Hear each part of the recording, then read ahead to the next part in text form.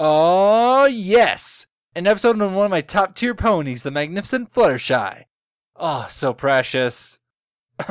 Oh, fan gushing aside. This episode, like many Fluttershy episodes, goes into my list of MLP greats, such as Hurricane Fluttershy, Keep Calm and Flutter On, and Putting Your Hoof Down. I can't say it's better than any of those episodes though, just equal, but it definitely brings forth some amazing elements. Take its title for example. It's a clever reference to Milli Vanilli, a lip-syncing scandal that happened in the 80s. Yet it's so out there that I went into the episode completely blind as to what would happen. It's better than Bats, which gives away the entire conflict if you accidentally heard that it was an AJ Flutters episode. The episode breaks further from the norm, adding in a bit of continuity, the effect of Poison joke on Fluttershy, but then having that continuity play a much larger role in the episode. It was so wonderfully executed, not to mention a great surprise. I honestly couldn't see it coming until Zekora's flashback. Equally awesome was its structure. It has great enjoyable moments that kept me invested on the first watch, and a ton of deep elements that kept me glued on it after analyzing. Unlike most episodes though, it really seemed like they revealed the important moments perfectly, right before each commercial break, leaving a lot of good cliffhangers that kept me immersed. And all those commercial breaks were certainly worth the wait. The ending was fantastic. It makes complete sense that Fluttershy would be able to sing in front of her friends, but not in front of other crowds. And unlike any other MLP ending, it's open-ended, providing a much more realistic approach to stage fright. People don't just get over it in one sitting, it takes a lot of time and effort to overcome these fears. I for one found this very relatable. The episode adds in another subtle thing here though that's equally deep. That knowing you need to conquer your fear is the first step to conquering it. It's in the moral where Fluttershy says hiding behind these fears is hiding behind your true self. Now think of the implications this one line has on Fluttershy's character development. She learned that now, thus implying that before this point, when she knew about these fears, she didn't really think of them in this way. That she instead just hid behind them because prior to this point she saw her fear or shyness as a part of her true self. Kinda hard not to think of it that way when you have the very word shy in your name. Nice job, Fluttershy's parents. This conflict is all your fault.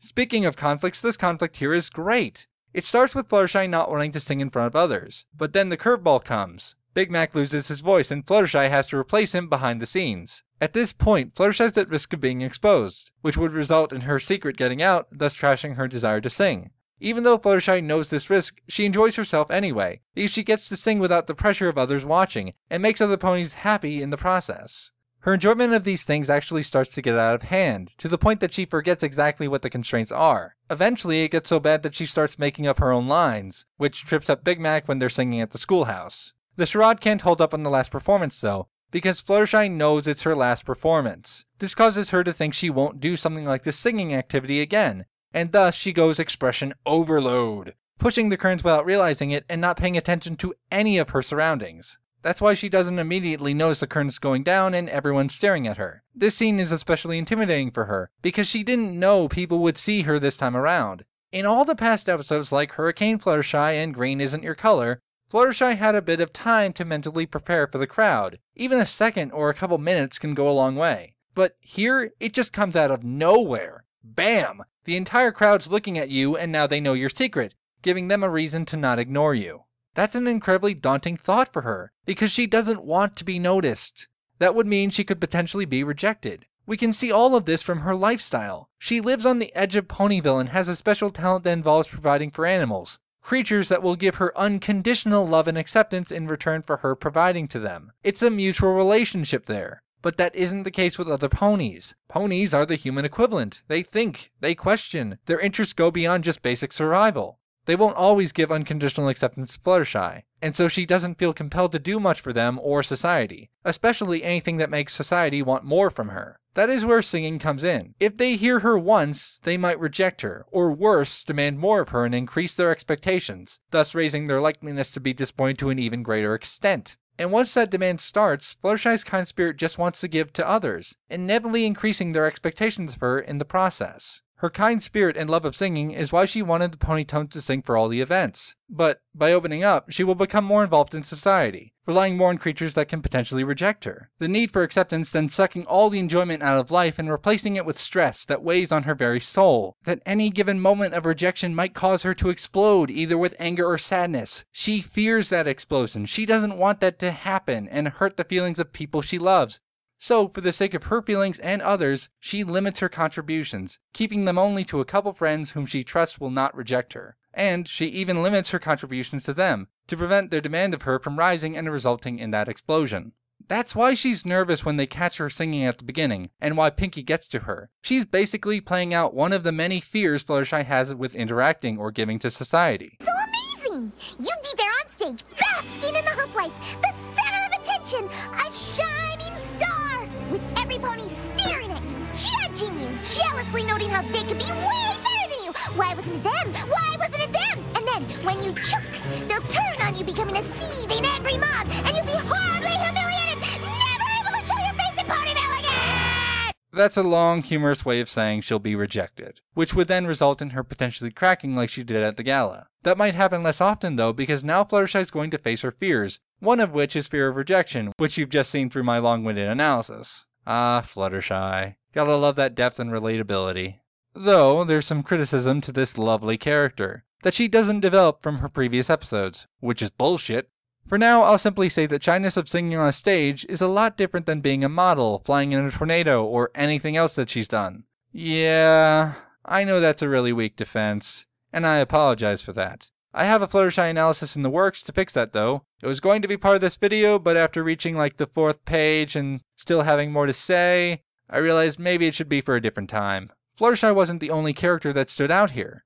Rarity's actions also make complete sense. She loves being the center of attention and bringing out her talent, so understandably she would want to do the same for Fluttershy, viewing it as a waste of talent otherwise. Given her organizing capabilities, it also makes sense that she would be the leader of the Ponytones, planning most of their gigs. Plus, her reaction to Fluttershy not wanting that is very mature, not liking Fluttershy's decision but understanding her discomfort and not wanting to pressure her. Well done, writers. Big Mac also fits nicely into the story. Since his character doesn't talk much, it prevents other ponies from knowing his voice really well, and it means that he can just make these faces without anyone catching on to his lost voice. Though, his sister is pretty good at reading him. This little bit says a lot about AJ's deductive capabilities. Unlike human Pinky, who guesses the entire conflict all at once, AJ makes smaller deductions, gradually finding out the whole story. Since AJ's more down to earth than Pinky, it makes sense that she'd ask more questions, and communicate more with people to find a solution. On a completely other note, it was a nice addition that they made to Fluttershy, having her actually be a good singer in their world. I kinda think they're not singing in their world unless they say they are, like in Rarity Takes Manhattan, so I was pretty blown away when the main 6 actually heard her. Simply having them notice it says a lot for me. It doesn't make much sense otherwise, because then all of them could have potentially sung for the Ponytones, which didn't happen.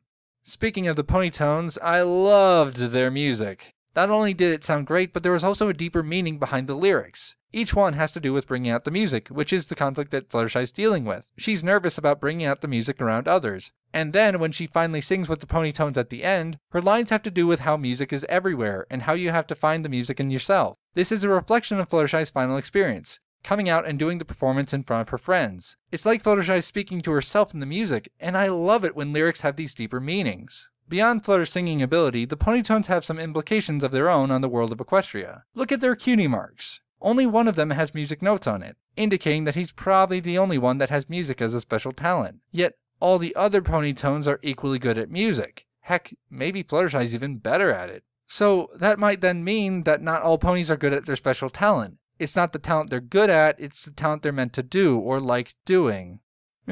Just a thought. Now let's address the giant party cannon in the room. Pinkie Pie. Her empathy here is really, really low, to the point of being an inconsistency. Though, I'm not going to accuse this of being out of character. I know the formal definition of this term is not keeping with someone's usual pattern of behavior, but honestly, most everybody I know doesn't use it that way. That applies to most people on the internet as well. So, I use the term in the way that's most applicable. People typically use it as an excuse to ignore character moments. They say it's out of character and then typically some bullshit like, "That's not blank character," as a way of delegitimizing the trait.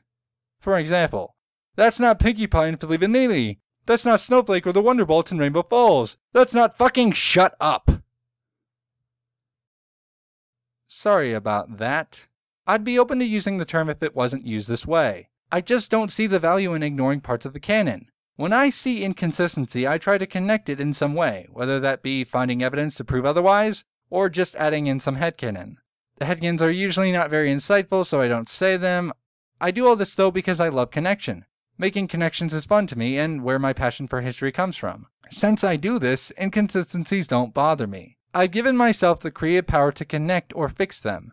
Instead, I'm sometimes bothered by people delegitimizing or ignoring parts of the canon. For example, there was another inconsistency in Vanilli. In Horsewarming Eve, Fluttershy sung on the stage with hardly any stress. But that's not the case here.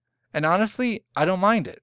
It would piss me off though if people use this to dismiss Fluttershy's character development or best episode ever, Horsewarming Eve. So yeah, fucking don't do that, please. It should go without saying that compared to others, I'm a lot more open to added inconsistencies. I look at them more for the positive that they bring, because the negatives are usually non-existent to me. For example, I look at flaws for the positive of complexity, rather than the negative of being less likable. That being said, I'm not open to everything. I have a limit, it just MLP has never hit that limit. That level is far out there, we're talking some serious shit, like the Star Wars Christmas special. Now, keep in mind, there's nothing intrinsically better about this perspective. This is just my perspective, and I'm understandably going to be positive towards it. There is such a thing as being open to a fault, and that might apply to me. Just weigh it. Which one do you agree more with? For me, I really like this new trait of Pinkie. She's been clueless before, but not to this extent. Not noticing a friend cry? I can accept this because, like many flaws, it adds complexity to her character. Think of all the problems Pinkie now has. Now, she sometimes makes friends cry, despite not wanting to do so, but only notices it after the fact. Combine that with her problems in Pinkie Pride, and she's got a lot of flaws, and I'm interested.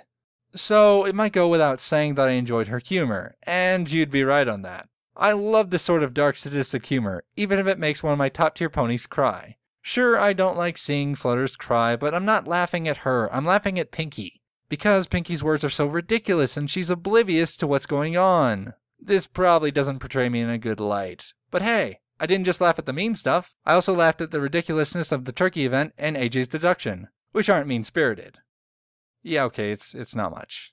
Some last things though. Ponyvillians are terrible at planning. Acoustics don't exist in Equestria. Nice nod to cheerily Big Mac action. And the power of music is enormous. Makes people buy pets. So, yeah, leader. Oh, before I go, I'd like to give a big thanks to my artist, Jin Pro, for getting these poses done on such short notice. Thanks again, man. You're awesome.